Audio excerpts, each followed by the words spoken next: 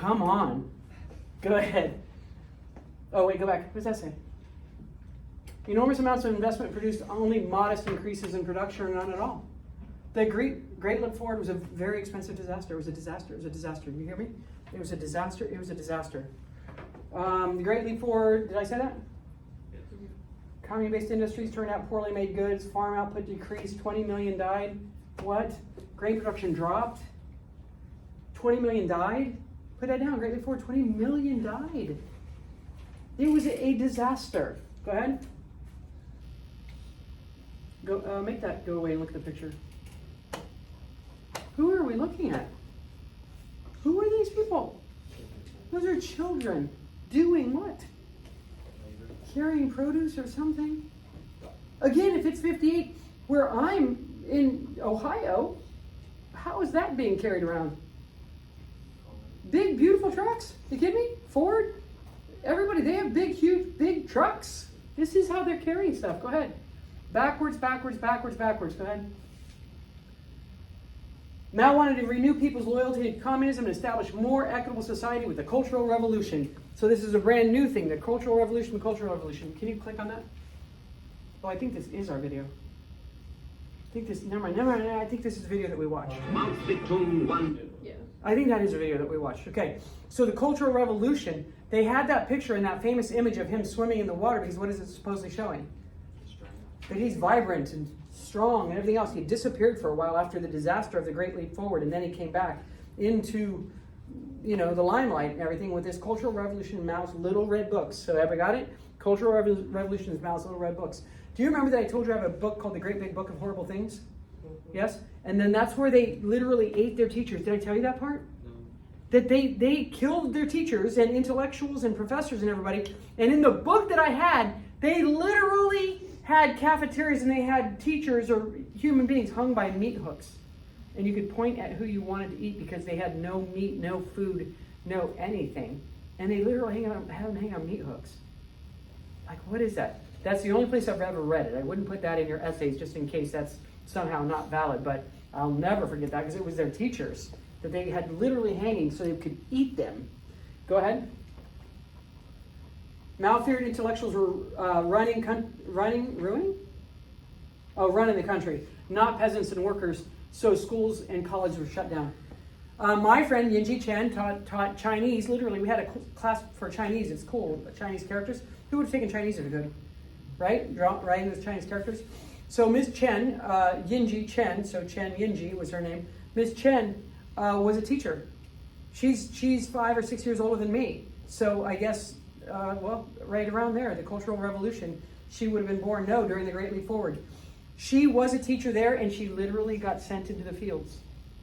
Out of the classroom, not killed, but sent in the fields, and they had to escape.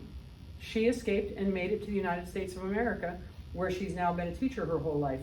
But she would have been hunted down if she didn't go into the fields and start being a farming peasant instead, even though she had a great amount of education and is absolutely brilliant. Go ahead. Kids, kids, kids. Cultural Revolution. Do you hear me? Cultural Revolution, Mao's Little Red Books. It's the youth, youth, youth. He's appealing to the youth. What are we getting rid of? The 4 olds. Old traditions, old ideas, old ideologies. I don't know. Remember the 4 olds. Just say that, right? You don't have to name them.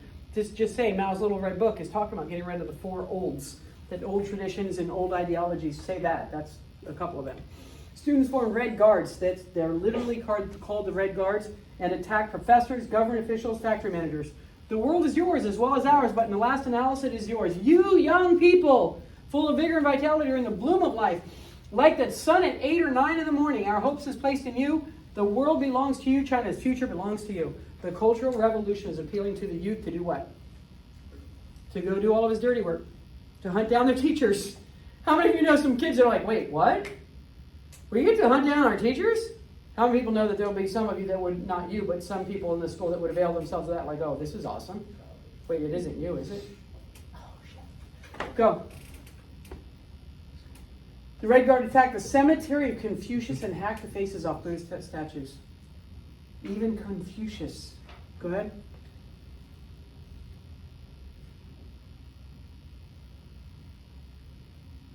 to join the revolution, conducting small-scale struggle meetings against men and women they seized at random on the street and accused of failing to carry Mao's little red book or quotations, or simply wearing the sort of clothes the Red Guards disapproved of. Outside private houses and apartment buildings, smoke rose over the garden walls, permeating as air as far as the Red Guards could continue to burn books indiscriminately. How many people understand why right now in Tennessee that this is very, very, very terrible news whenever we're talking about banning books? What? I think there's a famous, there's a t-shirt that's on my websites anyway, the things that I look at, that said banning books has never put you on the right side of history. Who agrees? Who else has famously burns books? Hitler, right? Banning books that can't ever be good. Go ahead. You need me to sign that? Yes, please. That would be great. How's my doggy? She's doing great. She's so cute. Isn't she? She's so great. How's the new one? Listen, What's her name? they're in love with each other, Ruby. They're in love with each other, but She's so young, she's a too. little bit rough. Yeah, I think she might be 1 or 2. I'm going to the vet today, so I'll That's find out, awesome. Let hopefully. me know how she is, okay? Yeah. Okay, if you want to know the taste of a pear, you must change the pear by eating it yourself. If you want to know the theory and methods of revolution, you must take part in revolution. All genuine knowledge originates in direct experience. Go revolt. How many? It's not hard to convince kids to do that. Wait, we just get to go out there and then just burn people up, take their books and give them little red books. Mao hoped serving in the Red Guards, put it down if you didn't, Mao's little red book, Cultural Revolution, Red Guards, would create for China's youth the experience of the Communist Revolution. This is 1966 is a revolution. I was born in 62. So if it's 66 that they're starting the revolution, that means 16-year-olds. So what's that mean? They're born in 50? That they were born in 50. How old are they today? 73, am I doing it? Yep. 73. They're not dead. These Red Guards, these youth, are not dead. Who knows what I'm trying to get to? That there are people that killed other human beings or hunted down their teachers that today, what? They're still alive somewhere. They still exist, somebody. They have the communist ideology? How many people? Probably in their veins. Probably in their veins. Banware. Hi. Hi, I need Brianna Sprouse for early dismissal, please. Yes, ma'am. Thank you. Hey, don't forget I have videos that I'll be posting. Go ahead. Struggle meetings. So a lot of this is we hadn't gotten to this part. Most of you disregarded the number 9, Doc. The struggle meetings is intentionally doing what to these human beings? They are the landlord class. What? What? Putting them down. Humiliating them, putting them down, chastising them, criticizing them, scolding them for having. Remember, all of the people that are doing the scolding have been what? Oppressed by them for all of time. How great is this now? You get to scold and criticize them. Do you know what I'm saying? So that was easy. Oh, great. We get to humiliate them, smack them, hit them, disparage them. I'm in. All of them young people. The Cultural Revolution was disastrous. It was an attack on intellects led to an economic slowdown. China became more isolated, and thousands were executed or imprisoned during that time. Go ahead. So, Sino-Soviet, what's that mean? China. Relations are often tense, despite being the two most powerful communist nations in the world. So very tense. Go ahead. By the way, that whole thing about Nixon going to communist China and going to the communist Soviet Union, that was Nixon playing each other off of each other. They were like talking to China privately, then talking Soviet Union privately, and it made them be like, wait, did he just form some sort of an alliance with China? And then Soviet Union had to be like, wait. China had to be like, wait, did he form an alliance with Soviet Union? He brought, Khrushchev brought the Soviet premier, Nixon brought the Soviet premier a car. A big, beautiful Cadillac. Because they didn't have cars like that. So he brought him this big, beautiful car. A Cadillac was one of the biggest, most beautiful cars at the time. And brought him a Cadillac. So Nixon famously helped to create this tension between the Soviet Union and China. What's he trying to make sure doesn't happen? That they don't form an alliance like what is happening now this week. Xi Jinping and Putin met last week, and then I think this week, I don't know if they're finished, I think it's over. Who knows, they met and talked, which is bad. That's what we're nervous about. China and the Soviet Union skirmished over shared borders and competed for influence around the world with communism. Go ahead. That's the best case scenario. Okay, Iran. I'm going to go through this really, really fast. Ready? Here's what you have to know. 1979, the Iranian hostage crisis and the Iranian Revolution. The Iranian Revolution is 1979.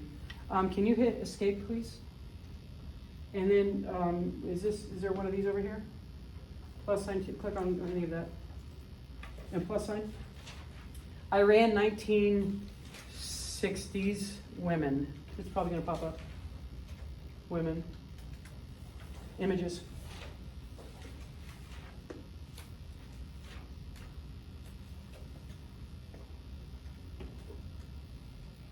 How many didn't see that coming?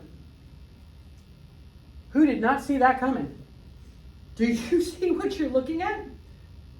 Right now, thousands of women have cut their hair for what purpose? Do you remember that the girl that was executed, that they killed her because she had her hijab and it wasn't the way she had it on, it just wasn't covering enough. Do you know this part? It was current events. We know this part from current events, that she had a hijab and it wasn't. And so now thousands of Iranian women have cut their hair and they've gone out and protested, and 1,000 people have been killed now because of their hair or their hijab not being on correctly. And this is what Iraq and Iran looked like in the 60s and 70s, just like us. So do you understand? The Iranian Revolution is critical, because it's the way you know Iran today, which is what? Radical. Hijab, burqas, women walk behind men, women are not allowed out of the house without a man with them, second-class citizens, terrible. Currently in Iran, women all over the place, and you could write about that as an EBD, that women all over the place because of the girl that was killed because her burqa or her hijab wasn't on correctly, and that she died in police custody. And now still, why don't we hear about it? Didn't they ban the internet? They banned the internet in Iran so that what? So that word can't get out about this. Okay, go back to our PowerPoint. Yeah, we leave that. This PowerPoint. Just current slide, right? Or no? Oh, okay. I don't know why it wouldn't still be in the same place. Okay, so first of all, the Iranian Revolution. This is, who is it? Go to the next slide. Come on, Renee. Ayatollah Khomeini. Ayatollah Khomeini takes over in the Iranian Revolution of 79. Iranian Revolution of 79. Put it down. You have to know that there's an Iranian Revolution of 79 because that's the beginning of radical Islam in the Middle East. You know what Islam has been like for all of time. What's Islam been like? Especially for whom? Peoples of the Book. Good EBD. Don't forget about Peoples of the Book. Good EBD. Next week, we've got to write down bunches of EBD that you guys know like that you can be able to slap out there. Peoples of the Book, and they just had to pay jizya, and they could just go on with their lives living happily ever after. Not now. Not now. After the Iranian Revolution, that is the beginning of radical Islam taking over all across the Middle East. Everybody understand? So what happens is that we put a puppet in the 60s or something like that. We put a puppet in Iran that did our bidding, and he was vicious, and he was a totalitarian dictator, and he killed as many people as he wanted to kill. And when Khomeini took over, he wants self-determination. What does he want? Meaning no puppets. We're not trying to have a puppet. So Pahlavi, his name was Pahlavi, who cares? His name was Pahlavi. They want him gone. Go ahead. Oh, wait. Iran, formerly Persian, and Safavid empires fell under foreign domination, Britain and Russia in the late 19th century. Remember the mandate system? They're being controlled. Iran was never colonized, but the discovery of oil there in the early 20th century expanded competition among everybody. Once they found oil. Guess what BP stands for? Did we talk about it? British Petroleum. How many people know BP stations? It stands for British Petroleum. Guess why they wanted the mandate system in the Middle East? Sucking out what? Oil. Because now we have engines and steam engines, and now we have fossil fuels. Now we have cars that need fossil fuels. Go ahead. So there he is. Reza Khan seized power through a military coup in 1921. Oh, that's calling himself the Shah and establishing the Pahlavi dynasty in 1921. The Pahlavi dynasty. Go ahead. Khan modernized Iran's infrastructure, weakened the power of religious leaders, the mullahs. So he's weakening the Islam. Go ahead. Westernizing. The Pahlavis, got it? Westernizing, which is why we have an alliance with the Pahlavi family. Khan, who considered siding with the Nazis in World War II, was overthrown in 1941 by British and Russia. Go ahead. BP. Mohammed, elected leader of Iran, sought to nationalize Iranian oil supplies from foreigners to benefit the Iranians. 1951. 1951, in the middle of the century, all these Middle Eastern countries realize what's happening. What? The Western powers are rape, robbing, and pillaging our natural resources and paying nothing for it. Especially BP, who had the British mandate over Iran. So this guy is like, you know what? Screw that. We're keeping it. We're booting all of these other people. Guess what's going to happen? What's going to happen? Yeah, go ahead. Who's going to kill him? The British. The Western powers. Britain and U.S. consider Mossad, a party he's associated with, as a communist leaning with growing Soviet ties. And what did we do to anybody that leaned toward communist powers? We take them out.